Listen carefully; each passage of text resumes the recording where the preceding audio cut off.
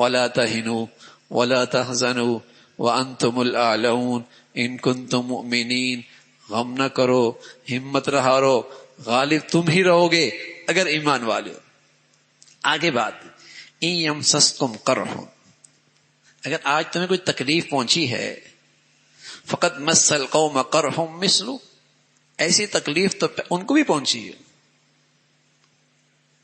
ان تعلمون فانہم یعلمون، اگر تمہیں کوئی الم اور تکلیف پہنچی ہے تو انہیں بھی تو پہنچتی ہے، لیکن فرق ہے وَتَرْجُونَ مِنَ اللَّهِ مَا لَا يَرْجُونَ، تمہیں تکلیف پہ اللہ وہ انعام دیتا ہے کہ وہ انعام ان کے لیے نہیں ہے۔ تمہارے دکھ درد پر جو تمہیں انعام ملتا ہے انہیں وہ نہیں ملتا۔ وَتِلْكَ الْأَيَّامُ نُدَاوِلُهَا بَيْنَ النَّاسِ، باقی میدان میں بازی اوپر نیچے ہوتی رہتی ہے۔ تو وہ ایمان والے تو اپنی جانیں قربان کر رہے، اور ہمارے سے اتنا بھی نہیں ہو سکتا کہ ان کی وہ چیزیں جو ہماری خواہشات میں داخل ہیں، ضروریات میں بھی داخل نہیں، خواہشات میں داخل ہیں، آج کا مسلمان اتنے بھی ہمت نہیں کرتا کہ ان خواہشات کو چھوڑ دے، اتنا بھی نہیں کر سکتا، طرح طرح کے بہانے، طرح طرح کی باتیں۔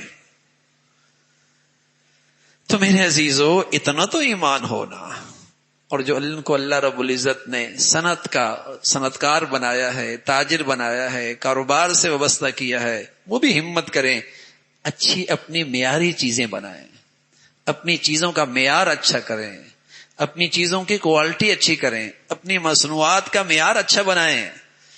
کب تک ہم غیروں کی چیزیں استعمال کرتے رہیں گے، بیچتے رہیں گے، ان کی ملازمتیں کرتے رہیں گے، جن کا پیسہ اسلام دشمنی میں خرچ کرتا ہے اور اسلام مسلمانوں کے قتل کرنے میں خرچ ہوتا ہے؟ کب تک ایسا ہوگا؟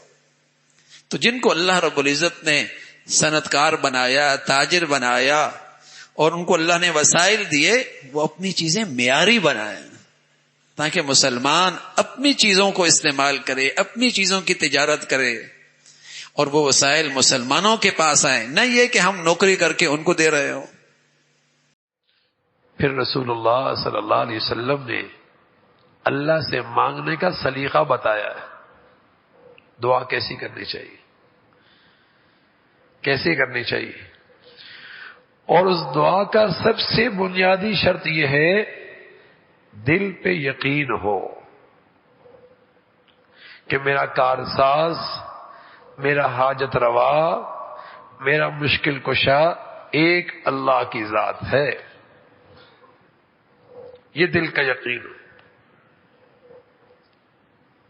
کہ میرے حالات کے سنوارنے کا اختیار صرف اللہ کو ہے، میری بگڑی سنور جائے اختیار اللہ کے پاس ہے، میں مشکلات کے مشکلات سے نکلوں اختیار صرف اللہ کے پاس ہے، مجھے پریشانی سے نجات مل جائے اختیار صرف اللہ کو ہے، یہ دل کا یقین ہو۔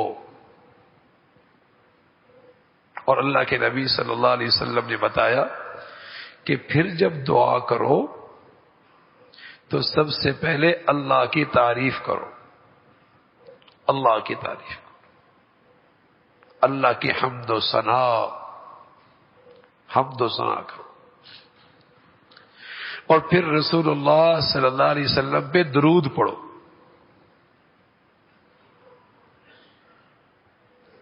اور پھر اپنی حاجات کو اپنے اللہ کے سامنے پیش کرو۔ کچھ مواقع ایسے ہیں جن مواقع پہ خاص طور پہ دعائیں قبول ہوتی ہیں، ختم قرآن پر، فرض نماز کے بعد، اور رات کے آخری حصے میں خاص طور پہ دعائیں قبول ہوتی ہیں، فرض نماز کے بعد، قرآن کی اختتام پر، تہجد کے گھڑی میں۔ اور رسول اللہ صلی اللہ علیہ وسلم نے فرمایا اذان اور اقامت کے درمیان جو وقت ہوتا ہے اس وقت بھی مانگی ہوئی دعا اللہ رد نہیں کرتا۔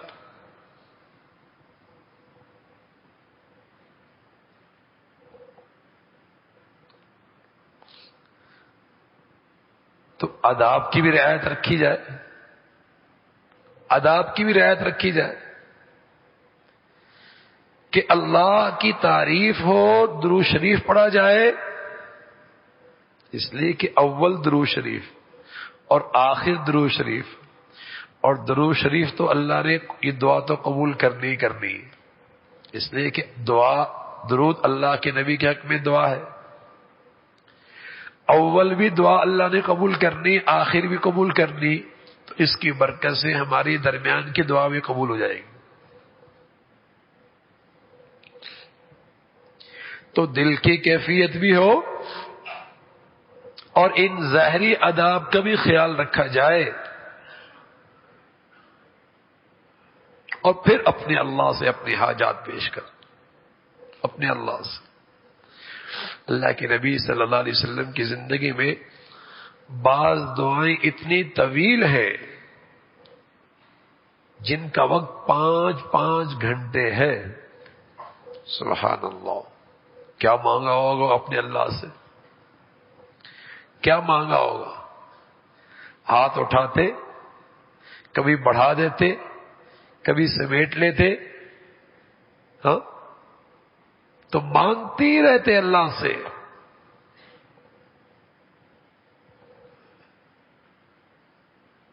دعائیں مانگ رہے ہیں اپنے اللہ سے،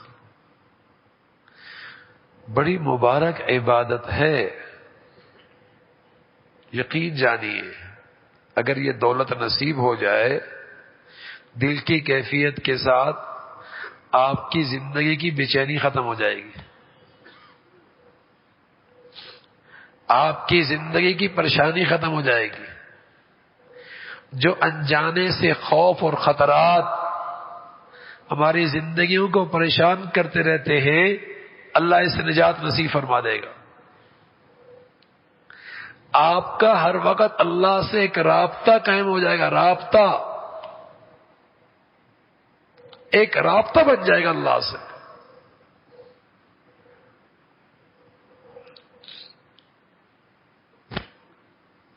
تو دعائیں ہماری زندگی میں ان کو جگہ مل جائے تو یہ ہمارے نصیب کی بات ہے، اس سے ہمارے نصیب جاگ جائیں گے، نصیب جاگ جائیں گے۔ آج زندگیوں میں مشکلات بھی ہیں، پریشانیاں بھی ہیں، مصائب بھی ہیں، آنے والے خطرات بھی ہیں، لیکن مسلمانوں کی زندگیاں آج دعاؤں کی عبادت سے خالی ہیں۔ پورے یقین کے ساتھ، اور خاص طور پہ مخصوص گھڑیوں میں اگر یہ دعا نصیب ہو جائے، مخصوص گھڑیوں میں، مخلوق کے سامنے اپنے پریشانیوں کا اظہار کرنے سے بہتر ہے بھائی اپنے اللہ کے سامنے اظہار کر۔ مخلوق کے سامنے رونے سے بہتر ہے اپنے مولا کے سامنے رو لیں، پھر دیکھیے کیسے رحمت کے دروازے کھلتے ہیں، کیسے اللہ آسانیاں پیدا فرما دیتا ہے۔ تو اپنی زندگی کا وظیفہ بنائیں دعا۔ ہمارے دین میں طلاق اچھی چیز نہیں ہے، لیکن اگر بوجہ مجبوری اس کی ضرورت پیش پہ آ ہی جائے تو شریعت نے اس کے متعلق بھی رہنمائی فرمائی، اور اس کی رہنمائی یہ فرمائی ہے کہ جب طلاق دو تو پھر طلاق ایک دو، اور عورت کو پاکی کی حالت میں دو، جب وہ ماہواری اس کی نہیں ہو رہی اور اس کا طہر کا وقت ہے، پاکی کا وقت ہے، اس وقت اسے ایک طلاق دو۔ لیکن کوئی شخص اگر شریعت کی ان ہدایات کی رعایت نہیں رکھتا، ایک کے بجائے 3 دے دیتا ہے، یا اس بچی اس عورت کے حیض کی حالت میں، ناپاکی کی حالت میں دے دیتا ہے، طلاق تو پھر بھی ہو جاتی ہے، لیکن شریعت کی خلاف ورزی کر رہا۔ شریعت نے جو حدود اور رہنمائی فرمائی ہے اس میں کوتاہی کر رہا ہے۔ تو اگر بوجہ مجبوری طلاق دینی ہی پڑے تو پھر فرمایا طہور میں دو، تاکہ اس عورت کے لیے آسانی ہو کہ 3 ماہواریاں جب اس کی عدت کی گزر جائیں تو وہ اس کی طلاق کو پوری ہو جائے گی۔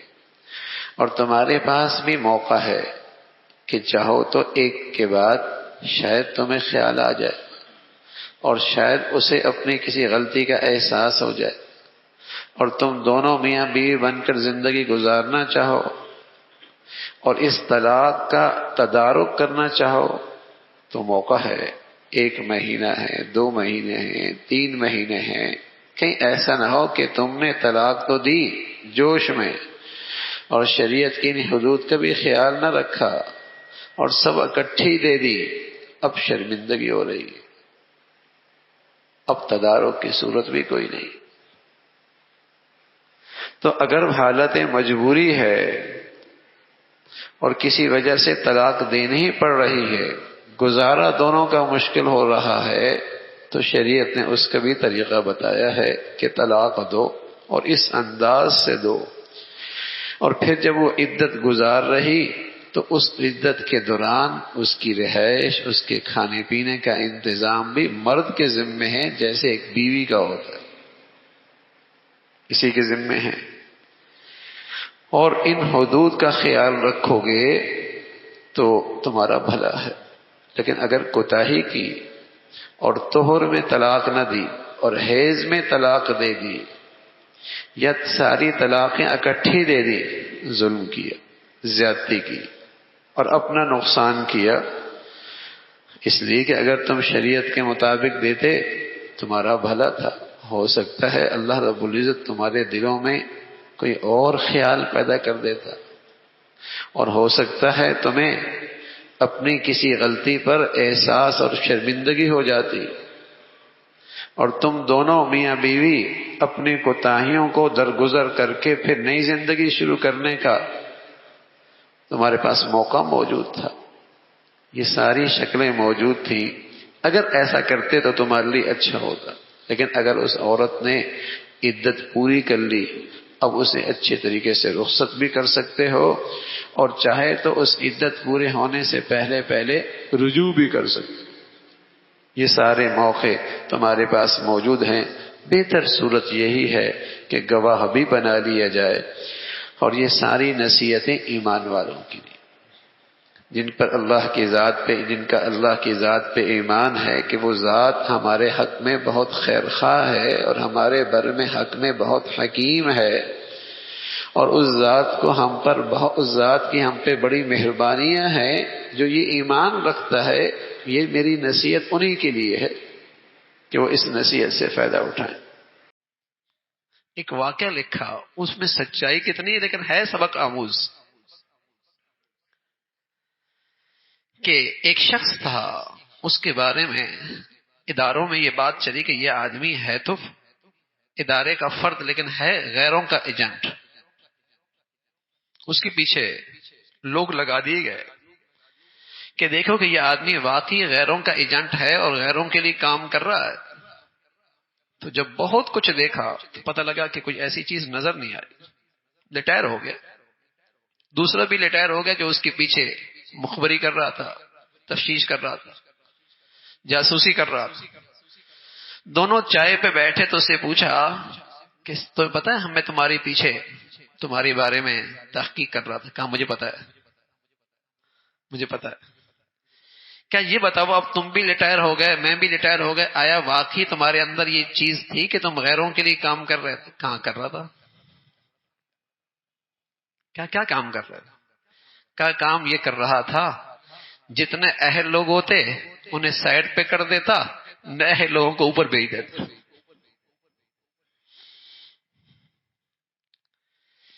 اہل لوگوں کو نہیں راستہ رکاوٹ بن جاتا، اور جو نہ اہل ہوتے انہیں اوپر بھیج دیتا۔ تو کسی قوم کے بربادی کے لیے کافی ہے نا، خائن بھیج دو، لٹیرے بھیج دو یا نہ اہل بھیج دو، کسی قوم کی بربادی کے لیے کافی ہے۔ اور میرے عزیزو، اس وطن عزیز میں کس چیز کی کمی ہے؟ کیا کچھ اللہ نے اس ملک کو نہیں دی ہے؟ لیکن 70 سال میں بدقسمتی سے کسی کی توجہ یہ نہیں رہی کہ یہاں اس قوم میں دیانت بھی پیدا کر دے، اہلیت بھی پیدا کر دے. اس کام کو تو ہم نے کام سمجھا ہی نہیں نا. اگر آج اپنے قوم کا مستقبل دیکھنا چاہتے ہیں تو آج کے تعلیمی ادارے دیکھ لو. بتائیے وہاں اہلیت کتنی ہے، دیانت کتنی ہے، سچائی کتنی ہے، حیا کتنی ہے، ایمان کتنا ہے، غیرت کتنا ہے. تو پتہ چل جائے گا اس قوم کا کل کیا ہے. اس قوم کا کل کیا ہے. 60% 70% لڑکے نشہ کر رہے ہیں، آوارہ ہیں، عفت پاک دامنیوں کا جنازہ نکل چل رہا ہے، شرم و حیا ختم ہو گئی، اور پھر امید رکھیں کہ یہ قوم اپنے پاؤں پہ کھڑی ہوگی. جس چیز سے اہلیت پیدا ہوتی تھی، دیانت پیدا ہوتی تھی، ہم نے تو اس کا راستہ ہی بند کر دیا نا ان تعلیمی اداروں میں، کہ کہیں ایمان آنے نہ پائے، کہیں دین آنے نہ پائے، کہیں حیا آنے نہ پائے، کہیں یہاں غیرت آ ہی نہ جائے، کہیں اللہ کا نام یہاں کہیں آ ہی نہ جائے. ہم نے تو اس دیانت کا راستہ ہی روک دیا نا. دیانت تو ایمان سے پیدا ہوتی ہے بھائی، دین سے پیدا ہوتی ہے، خوف خدا سے پیدا ہوتی ہے، بارگاہ خدا بندی میں حاضری کا ڈر، اللہ کے سامنے حاضر ہونا ہے، اس سے دیانت پیدا ہوتی ہے. باقی قانون کی رسائی تو ایک حد تک ہے، قانون کی پہنچ بھی ایک حد تک ہے، لیکن دیانت، اللہ کا خوف، اللہ کا ڈر.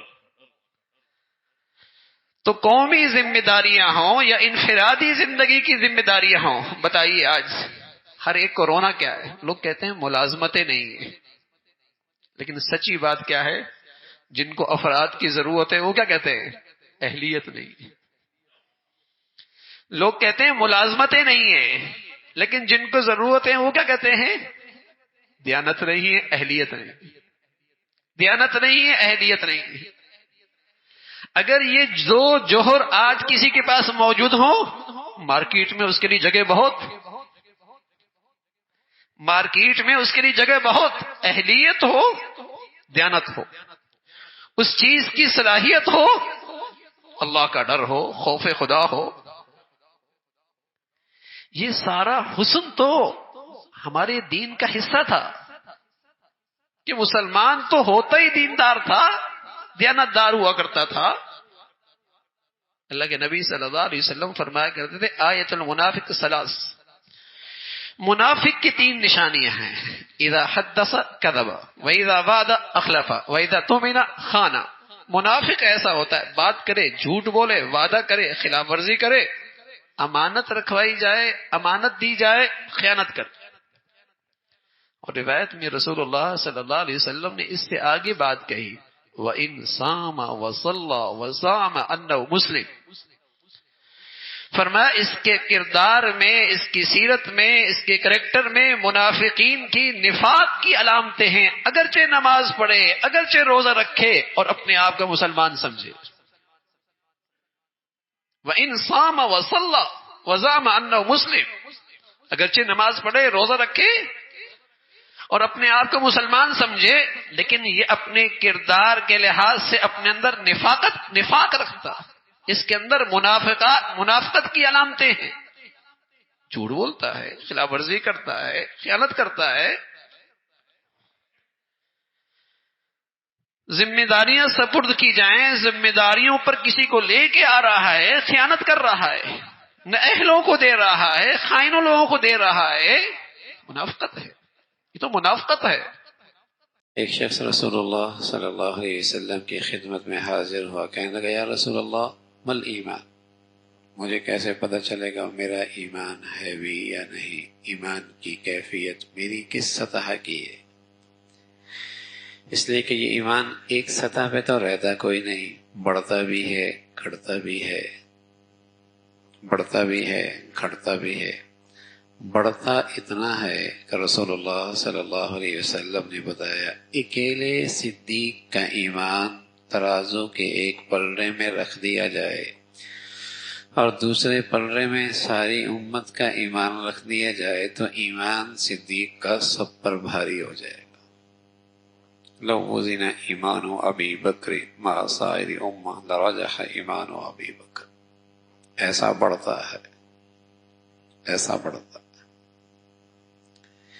اور بھائی گھٹتا ایسا ہے کہ بس اوقات پتہ ہی کیوں نہیں لگتا کہ اس میں ایمان ہے بھی یا نہیں۔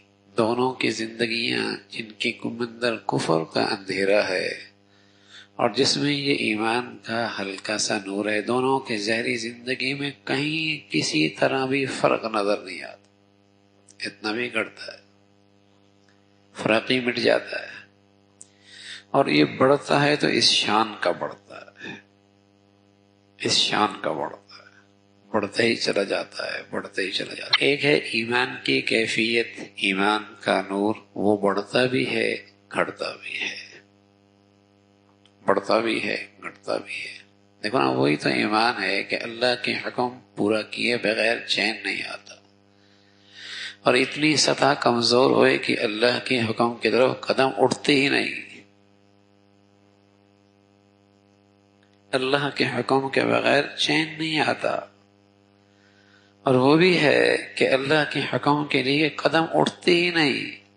اب ایک شخص کو پتا ہے کہ یہاں سامنے الماری میں سیب ہے، اور یہ بھی پتا ہے اس میں توانائی ہے، اور یہ بھی پتا ہے اس کا ذائقہ بھی اچھا ہے، اس میں قوت بھی ہے، لیکن ہمت ہی کوئی نہیں، طاقت ہی کوئی نہیں کھڑے ہو کے اسے اٹھا لے۔ پتا ہے اسے، لیکن کھڑے ہو کے اسے اٹھا لے، قوت ہی کوئی نہیں۔ پتہ ہے نماز ہے، پتہ ہے زکوٰۃ ہے، پتہ ہے غیبت حرام ہے، پتہ ہے جھوٹ حرام ہے، لیکن وہ ایمانی طاقت ہی کوئی نہیں کہ اللہ کے حکموں پہ یاس ہے۔ پتہ ہے اسے، وہ قوت کوئی نہیں، وہ طاقت کوئی نہیں۔ تو ایک شخص آیا کہنے لگا، یا رسول اللہ مل ایمان، مجھے کیسے پتہ چلے گا کہ میری ایمان کی سطح ہے بھی یا نہیں، کس کیفیت کے ساتھ میری ایمانی زندگی ہے؟ تو پیارے رسول صلی اللہ علیہ وسلم نے فرمایا، اذا سرتک حسنتک وساءتک سیئتک فانت مومن۔ جب تجھے نیکی کی زندگی خوش کر دے اور تجھے تیرا گناہ اور گناہ کی زندگی پریشان اور بے چین کر دے، سمجھ لے تیرے پاس ایمان کا نور موجود ہے۔ نیکی کی زندگی، نیکی تجھے خوش کر دے۔ آنکھوں کا نور ہو تو گھر میں نفع کی چیز آئے تو خوشی ہوتی ہے، سانپ بچھو آ جائے، ڈاکو چور آ جائے تو آدمی پریشان ہو جاتا ہے۔ آنکھوں کا نور یہ نفع نقصان دیکھ رہا ہے، آنکھوں کا نور یہ نفع نقصان دیکھ رہا ہے۔ نفع کی چیز گھر میں آتی ہے خوش ہوتا ہے، نقصان دہ چیز آتی ہے پریشان اور بے چین ہو جاتا ہے۔ آنکھوں کا نور دیکھ رہا ہے۔ میرے عزیزو، اللہ ایمان کا یہ نور نصیب فرما دے۔ تو ایمان کا نور پھر دیکھتا ہے، نیکی کی زندگی آئی، گھر میں خوشی ہوتی ہے، گناہ کی کوئی شکل گھر میں آ جائے، زندگی میں آ جائے، پریشان ہو جائے، تو یہ پتہ ہے کہ اس کے اندر واقعی ایمان کا نور موجود ہے، ایمان کا نور موجود ہے۔ نیکی گھر میں آئی، بیٹوں میں، بیٹیوں میں، گھر کی زندگی میں، اپنی زندگی میں نیکی کا سلسلہ ہے، خوش ہو رہا ہے، وہ ایمان کے نور سے اس کا نفع دیکھ رہا ہے۔ گناہ آیا، اللہ کی نافرمانی آئی، ایمان کے نور سے اس کا نقصان دیکھ رہا ہے، پریشان ہو گیا، اف میرے کاروبار میں یہ گناہ ہو گیا، میرے دفتر میں یہ گناہ ہو گیا، بچی کی زندگی میں یہ گناہ ہو گیا، اس کا نقصان ایمان کے نور سے وہ دیکھ رہا ہے۔ چین نہیں آتا جب تک کہ اپنے بچوں کو، بچیوں کو، اپنے گھروں کو، اپنی زندگی کو ان خطرات سے بچا نہ لے، چین نہیں آتا۔ جب تجھے تیری نیکی کی زندگی، نیکی خوش کر دے اور تیرا گناہ تجھے بے چین اور پریشان کر دے، فانت مومن، تو ایمان والا۔ اس پیمانے پہ اپنا ایمان دیکھتے رہا کرو، اس معیار پہ اپنا ایمان دیکھتے رہا کرو، تو ایمان بڑھتا بھی ہے گھٹتا بھی ہے۔ اور ایمان کی سطح بھائی ایسی بھی گھڑتی ہے کہ گناہوں سے خوشی ہوتی ہے، نیکی سے پریشانی ہونے لگتی۔ مسجد میں بیٹھنا مشکل ہے، ہاں، گندگیوں پہ بیٹھنا آسان ہے، قرآن کھول کے بیٹھنا مشکل ہے، غیبت میں گھنٹوں لگ جائیں مزہ آتا ہے۔ ایمان کی سطح ایسی بھی کہیں گزری ہوتی ہے کہ گناہوں میں لذت آنے لگتی ہے اور نیکی کی زندگی سے ایک وحشت سی بے چینی سے ہونے لگتی. دنیا کے معاملے میں مایوسی بھی نہیں ہونی چاہیے، اور دنیا کے معاملے میں کچھ مل جائے تو تکبر اور غرور بھی نہیں ہونا چاہیے. یہ دنیا کی محبت میں دونوں بیماریاں ہوتی ہیں کہ دنیا کی جب محبت ہوتی ہے تو دنیا سے کچھ چلا جائے تو آدمی ڈپریشن میں چلا جاتا ہے، ڈپریس رہنے لگتا ہے، اور کچھ آ جائے تو غرور میں مبتلا ہو جاتا ہے. اللہ تعالی ہمیں آخرت کی فکر نصیب فرما دے. اگر وہ نصیب ہو جائے تو ان دونوں موذی امراض سے آدمی محفوظ رہتا ہے. آخرت کی فکر نصیب ہو جائے تو آدمی ان دونوں موذی امراض سے محفوظ رہتا ہے. دنیا کی محبت کا یہ اثر ہے، کچھ چلا جائے تو آدمی ڈپریشن میں چلا جاتا ہے. کوئی آدمی آپ ڈپریشن میں اس لیے نہیں دیکھیں گے کہ اس کی بچہ نماز نہیں پڑھتا یا بچی پردہ نہیں کرتی یا ان کی آخرت خراب ہو رہی ہے. ہاں اس وقت ڈپریشن میں نظر گریڈ نہیں آیا، اس کا گریڈ نہیں آیا، اس کا فلاں گریڈ نہیں آیا، اور اب کیا ہوگا، اب اس کا مستقبل خراب ہو جائے گا. یہ تو اس کو ڈپریشن میں ڈال دے گا، یہ ڈپریشن میں ڈالے گا نماز نہیں پڑھتا، اس میں پردہ نہیں ہے، شرم حیا ختم ہو گئی. تو دنیا کی چیزیں تو اسے ڈپریشن میں ڈال دیں گی. دنیا کی محبت، دنیا کی عظمت، دنیا کی اہمیت اتنی بڑھ گئی ہے، اس میں ذرا کمی آ جائے ڈپریشن میں چلا جائے، اور ذرا سی کچھ آ جائے تو وہ سمجھتا شاید بہت کچھ آ گیا، شاید میں سب سے نمایاں ہو گیا. یہ بیماری ہے. اللہ کے نبی صلی اللہ علیہ وسلم اللہ تعالیٰ سے دعا کیا کرتے تھے، اور وہ دعا حقیقت میں اللہ کے نبی کی دعا حقیقت میں امت کے لیے سبق ہوتا ہے اور امت کے لیے ایک پیغام ہوتا ہے. نبی کی دعا امت کے لیے اپنے اندر ایک نصیحت رکھتی ہے. آپ فرمایا کرتے تھے اللہم لا تجعل الدنیا اکبر ہمنا، اے اللہ دنیا میرا غم نہ بننے دینا، اے اللہ دنیا میرا غم نہ بننے دینا. اللہ کے نبی جو اللہ سے مانگتے ہیں وہ دعا میں ایک امت کے لیے نصیحت ہوتی ہے اور امت کے لیے ایک پیغام ہوتا ہے. اللہم لا تجعل الدنیا اکبر ہمنا، اے اللہ دنیا میرا بڑا غم نہ بننے دینا کہ یہ چلا گیا، وہ چلا گیا، یہ نہیں ملا، ایسا نہیں ہوا، اور رات دن اسی فکر میں گزر رہی ہے، اسی غم میں گزر رہی ہے، اسی دکھ میں گزر رہی ہے. تو آخرت کی فکر اور آخرت کا غم اور آخرت کی سوچ ایک ایسی نعمت ہے. سبحان اللہ. رسول اللہ صلی اللہ علیہ وسلم فرمایا کرتے تھے جسے یہ نصیب ہو جائے اللہ اسے دنیا کے سارے غموں سے نجات نصیب فرما دیتے. پیارے نبی صلی اللہ علیہ وسلم فرمایا کرتے تھے جسے آخرت کی فکر اور غم نصیب ہو جائے اسے اللہ تعالیٰ دنیا کے سارے غموں سے نجات نصیب فرما دیتے. من ہم الآخرہ کفاہ اللہ ہم دنیا. جو آخرت کو غم بنائے گا اور فکر بنائے گا اور اس کی سوچ رکھے گا اور وہ پیش نظر ہر وقت رہے گی، دنیا کے غموں سے محفوظ ہو جائے گا. تو ایک بڑی بیماری جس کی طرف توجہ دلائی کہ اگر تمہارے پاس کچھ چلا جائے تو اتنا رنج نہ کرو. ایک طبیعی غم تو ہوتا ہے، باپ دنیا سے چلا جائے، بیٹا دنیا سے چلے جائے، بیٹی دنیا سے چلی جائے، غم ایک طبیعی ہوتا ہے. لیکن وہ غم دل پہ لگ جائے اور غمگین ہی رہنا جائے اور زندگی مایوسی کا ہی شکار ہو جائے، اس کی گنجائش نہیں ہے. اللہ کے نبی نے اس دور کا بھی ایک نقشہ کھینچا ہے. فرمایا الدین بدا غریبا وسیعود غریبا، الدین بدا غریبا وسیعود غریبا فطوبى للغرباء الذين يصلحون ما افسد الناس من بعدي من سنتي. آج کون اسلام کے ساتھ کھڑا ہوتا ہے؟ کون اسلام کے ساتھ کھڑا ہوتا ہے؟ کون اسلام کے مٹنے پر کھڑا ہوتا ہے اسلام کے تحفظ کے لیے؟ فرمایا ایک دن آئے گا یہ دین پھر غریب ہو جائے گا، اس کا کوئی نہیں رہے گا اور یہ کسی کا نہیں رہے گا. اس کا کوئی نہیں رہے گا اور یہ کسی کا نہیں رہے گا. اجنبی کون آ گیا، کوئی اسے نہیں جانتا، یہ کسی کو نہیں جانتا. یہ ایسا مسافر کوئی اسے نہیں جانتا، یہ کسی کو نہیں جانتا، ایسا مسافر ایک سب نا یہ قومیت کے لیے جان دے دے، اپنے لیڈروں کے لیے قربانی دے دے، یہ سیاست کے بھیٹ چڑھ جائے، یہ اپنی اقتدار کے لیے سب کچھ کر دے، یہ اپنی دکان اور فیکٹری کے لیے بہت کچھ کرنے کے لیے تیار ہے، اسلام کے تحفظ کے لیے یہ کہاں کھڑا ہے؟ الدین بدأ غریبا، ایک وقت آئے گا دین پھر غریب ہو جائے گا، جیسے پہلے غریب تھا پھر ایک دن آئے گا دین غریب ہو جائے گا۔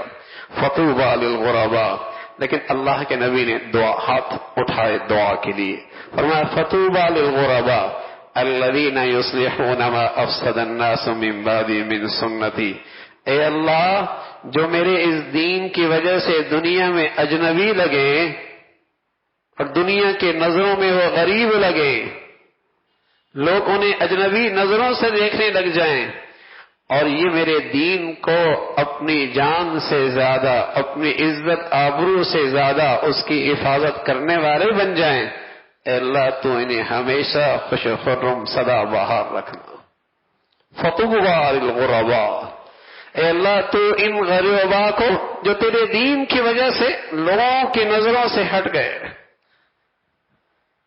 دنیا والوں کی نظروں سے گر گئے، فطوبى للغرباء الذين يصلحون ما افسد، یہ کہ انہوں نے میرا دین سنبھالا ہے، میرا دین سنبھالا ہے، میری سنتوں کو سنبھالا ہے، میری شریعت کو اپنی عزت جان سے زیادہ عزیز جانا ہے، اے اللہ تو انہیں ہمیشہ خوش و خرم رکھنا۔ اور میرے عزیزو، میری نبی کی یہ دعا آپ کو نظر آئے گی، اگر کسی شخص کی زندگی میں میرے نبی کا دین ہو، قسم خدا کی اس کے جینا بھی بڑا ہی پرسکون اور بہار والا، اور اس کا مرنا اور اس کا چہرہ بھی بڑا پرسکون اور بہار والا۔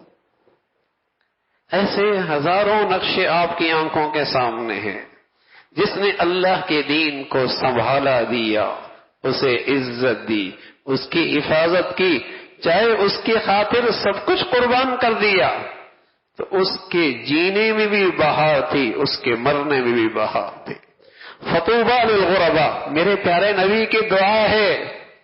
تو میرے عزیزو، یہ نہ خیال کرنا زمانہ کدھر جا رہا ہے، آج کے دور میں نبی کے دین کو سنبھالنا آسان کوئی نہیں، اور دین میرے عزیزو صرف نماز پڑھنے کا نام نہیں ہے، دین ایک خوبصورت زندگی کا نام ہے۔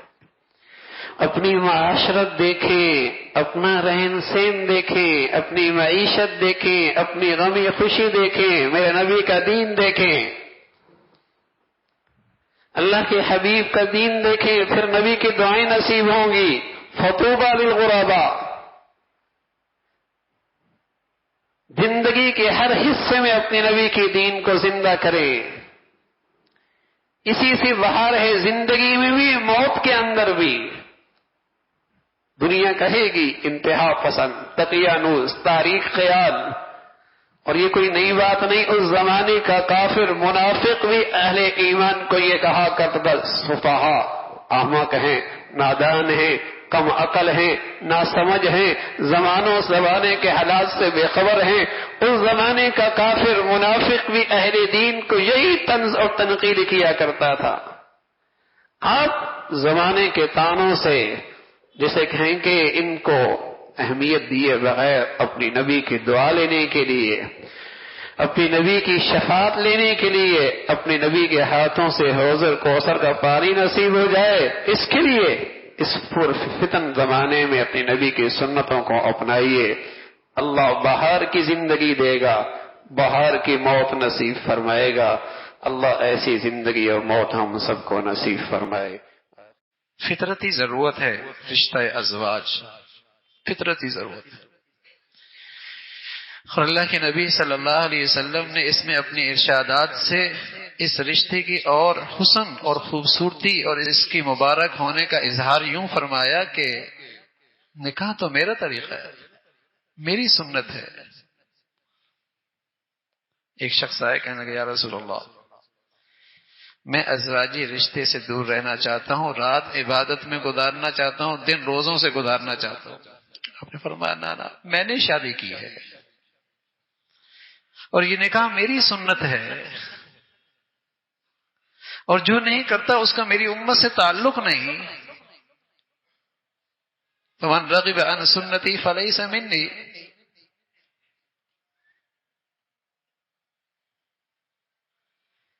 یہ تو میرا طریقہ ہے، فطرتی ضرورت ہے، ہمارے دین کی مبارک سنت ہے، بہت بڑھیا عبادت ہے۔ نماز پڑھتے ہیں آپ، سلام پھیرا، عبادت ختم، تلاوت شروع کی، زبان رکی، تلاوت ختم، حج کیا، بال کٹوائے، احرام اترا، عبادت ختم، صبح روزہ رکھا، شام افطار کیا، عبادت ختم۔ سبحان اللہ، نکاح کی عبادت ایسی عبادت ہے جب تک میاں بیوی محبت سے زندگی گزارتے ہیں مسلسل عبادت میں،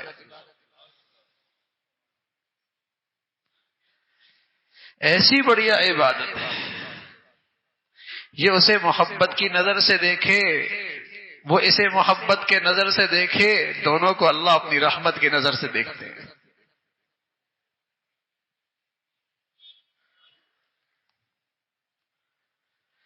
ذہن سا بن گیا ہے نا، نماز تو شریعت کے مطابق پڑھنی ہے، روزہ شریعت کے مطابق کرنا ہے، حج شریعت کے مطابق کرنا ہے، عمرہ شریعت کے مطابق کرنا ہے، شادی رواج کے مطابق کرنی ہے۔ یہاں سوسائٹی کو دیکھنا ہے، یہاں معاشرے کو دیکھنا ہے، یہاں اسٹیٹس کو دیکھنا ہے، یہاں رواج میں کیا چل رہا ہے اسے کرنا ہے۔ حالانکہ یہ فطرتی چیز تھی، دین تھا، عبادت تھی، اتنا مہنگا ہو گیا کہ حرام سستے ہو گئے، حلال مہنگا ہو گیا۔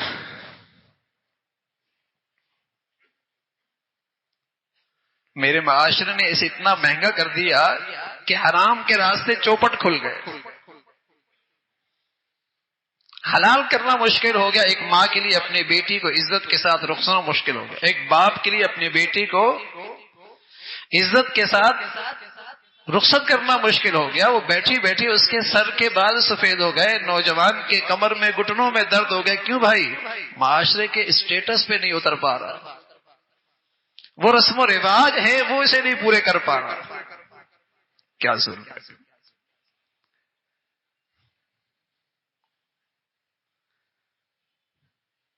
پیارے رسول صلی اللہ علیہ وسلم فرمایا کرتے تھے اس ازواجی رشتے میں برکت وہاں ہوگی جہاں لڑکے اور لڑکی والوں پر بوجھ کم ہو،